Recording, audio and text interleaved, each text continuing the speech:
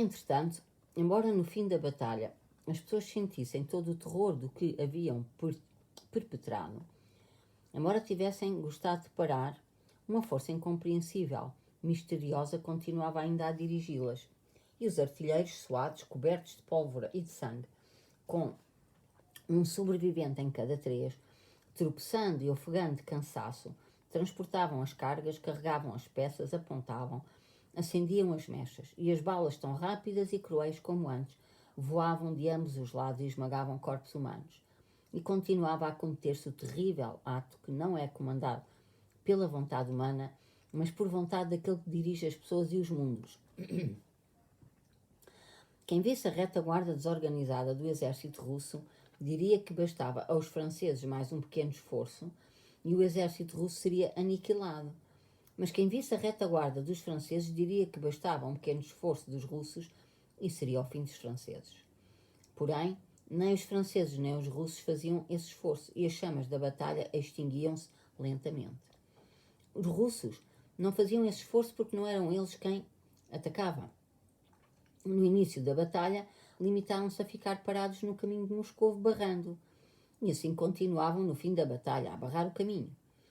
Porém, mesmo que o objetivo dos russos fosse fazer recuar os franceses, não o poderiam atingir porque todas as tropas russas tinham sofrido grandes danos, porque não havia nelas qualquer unidade que não tivesse sofrido perdas na batalha, porque os russos, só de ficarem firmes nas suas posições, perderam metade do seu exército.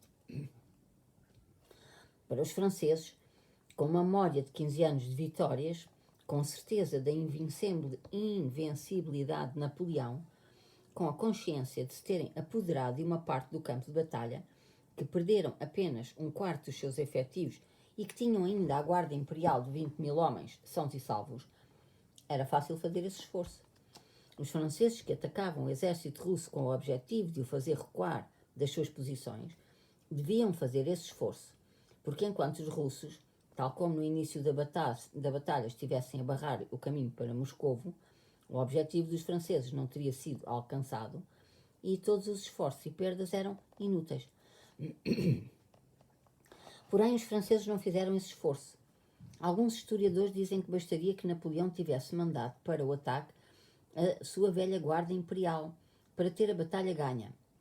Falar do que poderia ter sido se Napoleão tivesse avançado com a sua velha guarda é o mesmo que dizer o que poderia ter sido no outono se chegasse a primavera. Tal não podia acontecer. Se Napoleão não disponibilizou a sua velha guarda, não foi porque não quisesse, mas porque não poderia fazê-lo. Todos os generais, oficiais e soldados do exército francês sabiam que não se podia fazê-lo, porque a queda do espírito do exército não o permitia.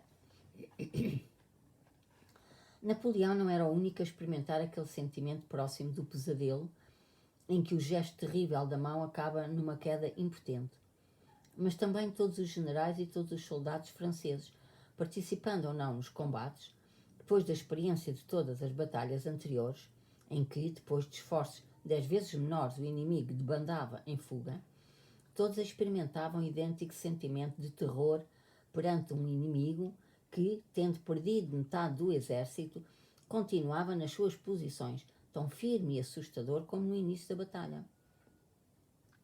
A força moral do exército francês em ofensiva estava esgotada. Os russos, em Borodino, não conseguiram aquele tipo de vitória que se determina pela conquista de bocados de tecido na ponta dos paus, chamados bandeiras, e pelo espaço em que se posicionavam e continuam a posicionar-se as tropas, mas pela vitória moral, a que leva o inimigo a convencer-se da superioridade moral do adversário e da sua própria impotência. A invasão francesa, como fera enfurecida que em pleno impulso foi ferida de morte, sentia o seu perecimento. Mas não podia parar, tal como o exército russo, 2 vezes mais fraco, não podia evitar desviar-se. Depois do primeiro impulso, o exército francês ainda era capaz de rolar até Moscou, mas lá, sem novos esforços por parte dos russos, teria obrigatoriamente de perecer da ferida a sangrar, a ferida que recebera em Borodino. A consequência direta da Batalha de Borodino iria ser a fuga sem motivo de Napoleão de Moscovo. O regresso pela velha estrada de Smolensk, a derrota da invasão de 500 mil franceses e o fim da França napoleónica, que no campo de Borodino pela primeira vez sentiu a mão de um adversário moralmente superior. Terceira parte. 1. Para a mente humana é incompreensível a continuidade absoluta do movimento. Para o homem, as leis de qualquer movimento apenas se tornam compreensíveis quando o analisa nas frações em que o divide arbitrariamente. Entretanto, é precisamente da divisão arbitrária do movimento contínuo em frações descontínuas que provém a maioria dos erros humanos. É conhecido um sofisma dos antigos, segundo o qual Aquiles nunca alcançará a tartaruga que vai à frente dele, se bem que Aquiles seja 10 vezes mais rápido do que a tartaruga, porque enquanto Aquiles cobre a distância que o separa da tartaruga, esta percorre 1/10 dessa distância. Quando Aquiles passa este décimo, já a tartaruga percorreu 1/100 e assim sucessivamente até o infinito. Este problema era considerado insolúvel pelos antigos. O absurdo da conclusão, a de que Aquiles nunca apanharia a tartaruga, provinha apenas do facto de serem admitidas arbitrariamente unidades descontínuas de movimento, quando o movimento de Aquiles e da tartaruga se fazia continuamente. Admitindo unidades cada vez mais pequenas de movimento, apenas nos aproximamos da solução do problema, mas nunca chegamos a essa solução. Somente admitindo uma unidade de grandeza infinitesimal e a sua progressão ascendente até à décima, e fazendo a soma desta progressão geométrica, obteremos a solução do problema. O novo ramo da matemática que permite operar com grandezas infinitamente pequenas proporciona respostas a questões que antes pareciam irresolúveis e a outras ainda mais complicadas. Ao introduzir na análise das questões relativas ao movimento grandezas infinitesimais, o que restabelece a condição essencial do movimento, a sua absoluta continuidade, este novo ramo da matemática, desconhecido para os antigos, corrige o erro inevitável que o espírito humano não pode deixar de cometer ou substituir pelo movimento contínuo unidades descontínuas. Na procura de leis para o movimento histórico acontece exatamente a mesma coisa. O movimento da humanidade, provindo de um número infinito de vontades humanas, decorre ininterruptamente. Ele tem esta ideia metida na cabeça. O objetivo da história é a percepção das leis deste movimento. Porém, para se compreender as leis do movimento ininterrupto da soma de todas as vontades humanas, o intelecto humano admite unidades descontínuas arbitrariamente escolhidas. O primeiro método da história consiste em, escolhendo arbitrariamente uma série de acontecimentos contínuos, analisá-la em separado das outras, embora não haja nem possa haver um início, já que cada acontecimento decorre de maneira contínua de outro. Sim. O segundo método consiste em considerar a ação de uma pessoa, um czar, um cabo de guerra, como a soma das vontades humanas, embora a soma das vontades humanas nunca se exprima na ação de uma individualidade histórica. A ciência histórica, no seu movimento, admite para análise unidades cada vez mais pequenas e tenta chegar à verdade seguindo este caminho. No entanto, por mais pequenas que sejam as unidades que a história admite, sentimos que admitir uma unidade separada de outras, admitir o início de qualquer fenómeno e admitir o conceito de que as vontades de todas as pessoas se exprimem em ações de apenas uma personalidade histórica, tudo isso, na sua essência, é falso.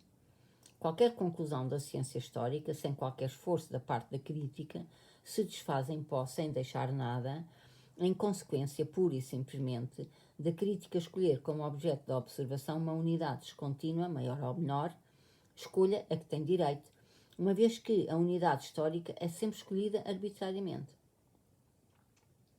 Apenas admitindo uma grandeza infinitesimal de observação, o diferencial da história, ou seja, as aspirações heterogéneas das pessoas, e praticando a arte de as integrar, fazer a soma destas unidades de grandezas infinitesimais, poderemos ter a esperança de compreender as leis da história.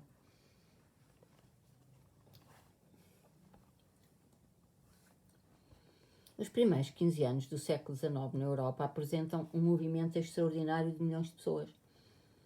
As pessoas abandonam a sua atividade normal, precipitam-se de um canto da Europa para outro, saqueiam e matam-se umas às outras, rejubilam e desesperam, e todo o curso da vida se altera durante vários anos e apresenta um movimento intenso, que de início se desenvolve em crescendo, enfraquecendo depois. Qual é a razão deste movimento, ou seja, de acordo com que leis se processa? Pergunta a mente humana. Os historiadores, ao responderem a esta pergunta, relatam-nos as ações e os discursos de várias dezenas de pessoas num dos edifícios da cidade de Paris, denominando essas ações e esses discursos pela palavra revolução. Depois expõe a biografia pormenorizada de Napoleão e de algumas outras personalidades suas partidárias e suas inimigas, e dissertando sobre a influência de umas sobre as outras, concluem: eis as causas deste movimento e as suas leis. Mas a mente humana não só se recusa a acreditar nesta explicação, como diz frontalmente que o método da explicação é errado, já que, em tal explicação, o fenómeno mais fraco é muitas vezes tomado pela causa mais forte. A soma das vontades humanas tanto criou a Revolução como criou Napoleão, e apenas a soma destas vontades os manteve e os eliminou. Mas sempre que houve conquistas, houve conquistadores. Sempre que se fizeram reviravoltas num Estado, houve grandes homens, diz a história. De facto, de cada vez que aparecem conquistadores, houve também a guerra, responde a mente humana.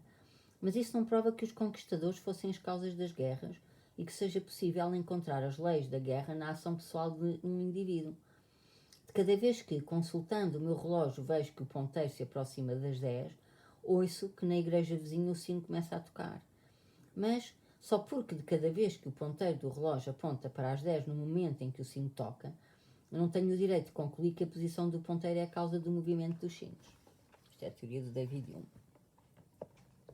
De cada vez que observo o movimento do comboio, a sua apito, vejo a abertura das válvulas e o movimento das rodas, mas daqui não tenho o direito de concluir que o apito e o movimento das rodas sejam a causa do movimento da locomotiva. Os camponeses dizem que na primavera tardia o vento frio sopra porque desabrocham os rebentos de carvalho. De facto, em cada primavera, vento frio sopra na mesma altura em que desabrocham os rebentos do carvalho.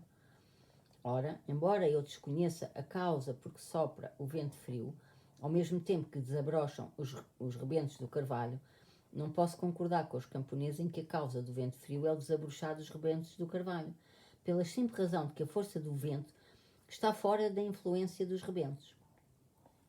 Vejo apenas uma coincidência de condições que existe em qualquer fenómeno da vida e vejo que, por mais tempo que eu observo o ponteiro do relógio, as válvulas e as rodas da locomotiva e os rebentos do carvalho, e por mais minúcia com que o faça, não saberei a causa do baladar dos sinos, do movimento da locomotiva e do vento primaveril.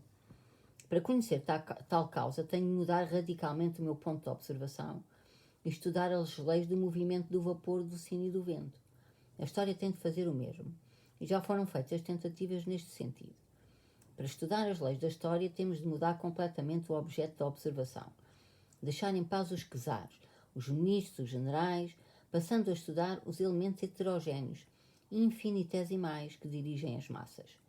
Ninguém pode dizer em que medida é dado ao homem atingir, deste modo, a compreensão das leis da história.